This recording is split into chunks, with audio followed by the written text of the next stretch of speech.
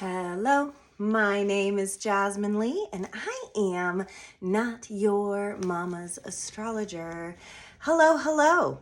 I don't know if you notice, but it is Wednesday. I did not do my weekly podcast vibe on Monday. It is spring break, and for us teachers, that is sacred and holy. And listen, Neptune, the planet of our dreams, was right in the sun on Sunday going into Monday. So did this bitch want to do her work on Monday? No, she did not. And I think there was a conversation that I got to have with myself on self-care, a conversation that I got to process through about, loyalty, stick-to-itness, that I have been doing this podcast religiously, and even when I'm sick, and even when I'm not well, and even when my soul hurts, I do it every Monday. And then that Neptune Cazimi happened, and there was just this part of me that said, maybe I'm gonna be a rebel and just not do it at all this week. And then today, Wednesday, Saturn is Cazimi, which means our planet, our principal's office, our hard worker, is in the sun in Aries. And so I woke up this morning and was like, no. You can't go a whole week without making a podcast. So that's how the planets have been moving me this week. And those are the two bigger astrological events of the week. There's a lot of things going on in Aries, which makes us feel busy, which makes us feel energy one way or the other. And, tomorrow, Thursday, we're going to have Venus right next to Chiron. So our love sector being next to what hurts. So to me, I woke up just feeling like I wanted to have a conversation with you guys that maybe isn't a weekly podcast like it usually is, but is also about something really important. And something that I feel is really important right now in the sky is that every single planet is direct. We talk about Mercury retrograde the most, which is why I did a whole podcast on Mercury retrograde. Feel free to go listen to it if you're curious about Mercury retrograde. When planets go retrograde, it's not always necessarily calamity and horrors and all of that, though I will admit that this Mercury retrograde was pretty juicy. I'll say that. We are still in Mercury retrograde's shadow, which means wherever Mercury traveled backwards, it stops and then goes forward. So it's traveling forward, moving back over where it had been retrograding. So that's juicy, cool stuff. With all the other planets also direct until May, we have this rare opportunity where nothing is in our way, cosmically speaking. But that can create its own drama too, can't it? Because I feel that we come up with these reasons of why it's not working, of why we can't do that, of why this is that and that is this. And sometimes when all of the roadblocks get lifted up and out of our cosmos, so to speak, there's no more excuses, guys. There's no more, oh, well, Mercury's retrograde, so that's why this isn't working. It's time to do the thing. It's time to sign the contract. It's time to move forward. It's time to take the job. It's time to move in a direction that is leading you somewhere. And that can feel like a high pressure situation. I think too, me not doing my podcast on Monday was this really interesting feeling I was having where my friends were here visiting. We're on the coast, we're on the ocean, I'm with my kids, I'm with my dad, I'm with all of the people that make me feel relaxed. And I just didn't want to interrupt the energy by working. And that's, of course, Neptune Cazimi. I was in my dream space. I was in my relaxation place. I've also been sleeping so much and so deeply. Anytime I sit for too long, I've just been falling asleep. And I'm like, oh my God, am I dying?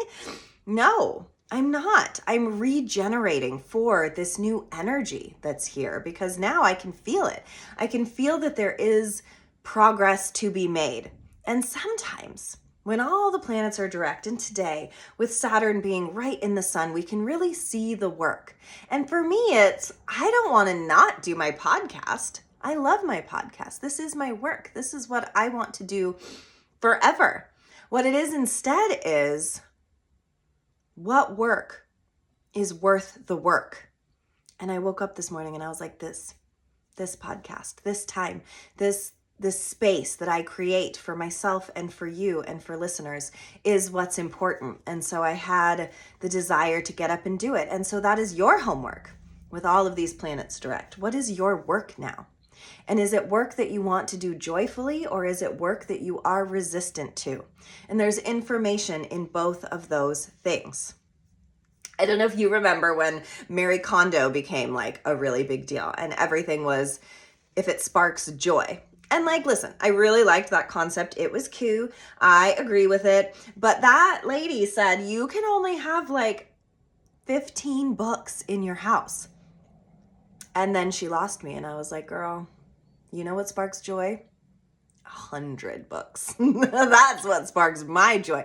So it made me think, I loved that concept. Is it sparking joy? But I didn't like the boundary that person was putting on my joy. It's kind of the whole problem I have with self-help in general, is that the boundary that is put on happiness feels attainable, or feels like if you just did this one thing, if you just cut out carbs, if you just like wore this wrinkle mask, if you just like let them, if you just, high five yourself, if you just talk differently to yourself, if you just, there's a million if you justs. And I like them. And I read them even. Okay, I don't read them. I listen to them on Audible. But always at the end of those books, I circle back to myself, because no matter where you are or no matter where you go, there you are. And that is the point, is that no matter how much self-work you do, the notion that you are going to reach some healed version of yourself feels like a ruse. Because the truth is, with tomorrow, Venus and Chiron coming together in Aries, our lover and what hurts in the sign of ourselves coming together, the truth is, we will never be healed people. That's not the point of it. That's not why we're here. We're not here to walk around being like, oh my God, I have reached Dharma. I have ascended. I am like the master of my own circumstance. We can have moments of that. We can exist in a mostly healthy place inside of ourselves. That's true. We can be healthier versions of ourselves. Absolutely. But can we be healed ultimately and absolutely? What do you think? I don't think so. And it's not for me to say 100%, because we're all on our own healing journeys. But the more life I live, I'm seeing all of these wrinkles while I'm talking to this here camera, all of the flaws, all of the gray hair, oh my God, there's so much, leads me back to myself, leads me back to my first kiss, leads me back to my first heartbreak, leads me back to how I failed that one time, leads me back to how I succeeded that other time. And to throw one in as being more important than the other feels very important to examine when all the planets are direct. Because if there is an opportunity for mucho forward motion, then where are you going? Where are you going with that? It's like when kids are learning to walk, they never expect that they're always going to fail. They fall and they get back up and keep toddling on along, because that's the prerogative. That's the goal. And I think we're missing something here when we become adults, that as children, the prerogative is so simple. It is just to observe and to learn and to mimic and to become. And we don't put boundaries on that. We don't put time limits on that. We don't put judgment on that when we're kids, because we're just learning. And then we get into grade school, and then learning becomes something different. And that's when, as a teacher, I really start to see the children become products of their circumstance, products of their parents' beliefs, products of the societal belief wagon that just spins us round and round. And I start to see that I can't do that. I start to see that I'm not as good as this person. I start to see the give up mechanism that clicks in all of us, and what can be very confronting about our time when all of the planets are direct is that we see where we give up. We see where, if there's not crazy calamity going on in our astrology, if there's not a reason to fail, then we're the reason. We're the reason we're holding ourselves up. We're the reason we're not going forward. It's us. We're the problem. And listen, I'm a big fan of that. I agree. We are always our problem, and also we are always our solution. And it is how innovative we're willing to get with the process that makes one get rendered more than the other. So I ask my dear friends, without any blockades, without any resistance, without any retrograde to blame it on, what are you doing every day that is keeping you from where you want to be, and why? Because there is always a why. Psychosis inside of ourselves is real. We all have limiting beliefs. We all have structures and systems inside of ourselves that go haywire. And this is kind of one of those weeks where lots going on, where there can be a lot of forward movement. There's loads of Aries, but that can also feel extremely triggering to those of us who don't feel like we are succeeding right now. And our own ability to see and understand where we're getting in our own way is what is so clutch right now. Is that maybe the forward motion that you feel pressured to access, to move, isn't really what you want to be doing. And that is okay. Sometimes we just have to admit that we're not where we wish we were. Sometimes we have to admit that we want something different in order for different to come find us, to even know how to knock on our soul doors. We have to know. We have to get to know ourselves different, without judgment, with extreme neutrality, and with the ability to allow what hurts to be present and accounted for. Because if we aren't aware of what's hurting, or if we aren't aware of our limitations, then we're constantly feeling like failures for the wrong reason. And that's dumb. Stop it. Stop doing that. Stop going around the merry-go-round thinking it's going to be different when you never changed the direction. You never even thought to. And, that pertains to a lot of limiting beliefs many of us live under all the time. By limiting beliefs, I mean anything. I mean how you were raised. I mean how the system is set up for us right now to fail. I mean the absolute shit show that is our government and the world right now. There are many systems that rain down on us. Failure, dissolution, and holdups, and things not working out, that I think we can all pull from our history bag, a time when things didn't work out in such a way that it created an intense limiting belief inside of us. And so the ask is, today with Saturn being here, Saturn's like, yo, you want to know what your problem is? But you have to say back, yeah, I do. I want to know what my problem is.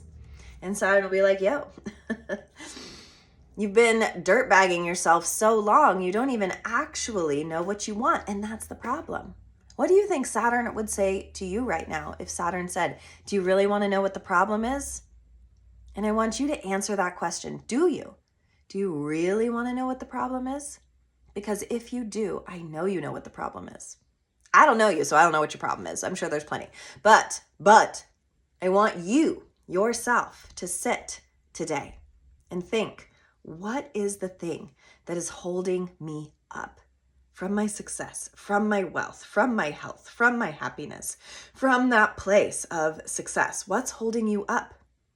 You have to be able to come up with an answer. And today, particularly today, if you listen to this podcast on Wednesday, the day I post it, is a very potent day to come to that realization of how you are the thing that is holding you up. And what are you doing? What's happening? What happens when you decide not to do the thing? What happens when you decide to stay at the bad job? What happens when you decide to stay in the toxic relationship? What happens when you decide to not get into the very healthy, loving relationship, to not take the opportunity of an internship somewhere that could lead to something else? Why aren't you taking those? And why are you accepting the other? It's a weird psychological trip we put on ourselves where we just don't think we are valuable enough. And yet all the people around us that we love, they're valuable enough. They're the ones that should get that thing. They're the people that deserve it more than us. And that's just a fiction. And how amazing it would be if those of us that shit on ourselves the most became the ones that loved ourselves the most, how that could change. And we can't change unless we understand what the problem is. So today, it's a problem day. It's a day to really think about those problems, because then tomorrow it's going to be a little bit of a sensitive day. It's going to be a day where, what we love hurts us a little bit. And how are you going to deal with that? And mostly, what I want you to really take from this midweek podcast is, with everything direct, with every planet direct, with all your barriers taken away, who's getting in your own way? I bet you know what I'm about to say, because it's you. It's you, it's me, it's us, it's we. We are all getting in our own ways by having too much of an opinion about things that have nothing to do with us. So stop wishing, wanting, hoping, waiting, and start manifesting, letting go, and creating. Because even if it's something so small, even if it's mastering your daily life and ritual, even if it's going to bed earlier, even if it's establishing a journal practice, even if it's starting to eat a little bit better, going on more walks, you are starting a process. And really, truly, it is about the visualization of process that leads to more process, that then leads to progress, that then leads to growth, that then leads to the shift that we have been waiting for. But if you aren't willing to be in process, if you aren't willing to try the first few steps, those beautiful toddlers that we that we did ourselves when we were toddlers, if you're too afraid of the stumble, if you're too afraid of the skinned knee, if you're too afraid of failure, then you never even get up off the couch. And that's when the true bad endings happen. That's when the true dissonance happens. That's when we start getting sick. That's when we start getting sad. That's when we start getting resentful, is when there isn't anything on the other side of the rainbow to look forward to. And so we must always and forever take accountability for it, bless it, say I'm sorry, and start anew. And try taking those new steps, whatever they are. And I bag on self-help sometimes because I think that it holds us up to a standard that feels unattainable often, or overpromises something in a way that makes us feel like a gimmick, like something got sold to us. And that at the other end, if we aren't healed, if we aren't better, well, then we didn't get our money's worth. And that kind of stuff is crazy. And I teach at an astrology school, and I teach about people's charts. And what I notice is some of the people that are more resistant to change are the people that are the most resistant to themselves. They're the ones that don't want to release into what the message of their chart is trying to say. And when that happens, you start to put blinders over your eyes. You start to say, I tried that. I've done that. I've done this. I've done that. I've tried to fix this. I've done this my whole life, and it never works. And that's always very interesting information for me, because I'm like, oh, wow, you're doing all this. Try. And effort is important. I agree. We must be putting efforts into what we're doing. But if all we're doing is putting in effort without the cadence, without the gentle attuning to what is moving as we're doing the work, then we're not really finger pointing on what the real problem was to begin with. If we go on a journey of self-realization without without a sense of self, without even a sense of what we're trying to heal in the first place, or at least a desire to touch on what feels really uncomfortable, well then listen, you're just doing yoga. You're just going on a walk. You're just journaling. You're just cleaning out a drawer. Anything that anybody asks you to do, self-help or otherwise, it's just a thing to do if you aren't ready, willing, and listening to yourself, to your process, to the deep failure inside of yourself, because we all have that. We all have that feeling that we are failing, that feeling of free fall, that feeling of I don't know what to do next. And if we aren't honest, and if we aren't willing to be in process, then the process or the homework assignments or the things that I ask you to do or the self-help book you read or the class you start taking really isn't going to change the state of you. Because the only time we change the state of us is when we're really looking. It's like if you go on a walk and your head's down the whole time and you're not seeing anything, are you really going to feel that much better? Maybe not. But if you go on a walk of intention, see me, I hate exercising. I hate it. My body carries all of my anger. So whenever I do exercise, I get real angry and it's unpleasant. And I know that things are moving, but I resist it because it's unpleasant. So I don't do it that often. But now I go on what I like to call walks of intention. And I'm not like sweating. I'm not going crazy with it. I'm literally going on a walk with the intention to heal my body. And it is the intention and attention that I am putting to nature, that I am putting to the world, that I'm putting to my feet and my knees as I'm walking. That helps. That actually makes me feel like I'm getting somewhere. And then I started hot yoga. And you guys, that is just a miserable thing. Oh my God, I hate it half the time. But the other part of the time, the intention that I'm putting behind it is if I can heal my body, I feel like I can fix my business. Not fix, grow. That's a better word, isn't it? I don't need to fix anything. I'm doing this with you every week. Here we are. I'm doing readings. I'm teaching astrology. We're here. I'm in the business. It doesn't necessarily need fixing, but it needs inspiration. It needs wings. It needs motivation. And I view my yoga practice as my gatekeeper to that. That if my body isn't right, then how am I going to deliver the message properly? Because it is my body that is presented in front of you, giving you this. So whatever, put that in your pipe and smoke it. It's weird. It draws weird lines that seemingly don't go together. But I put them together because I know that a healed body helps a healed soul, and that a healed soul helps a healed woman, and a healed woman, whew, that bitch can do wonders.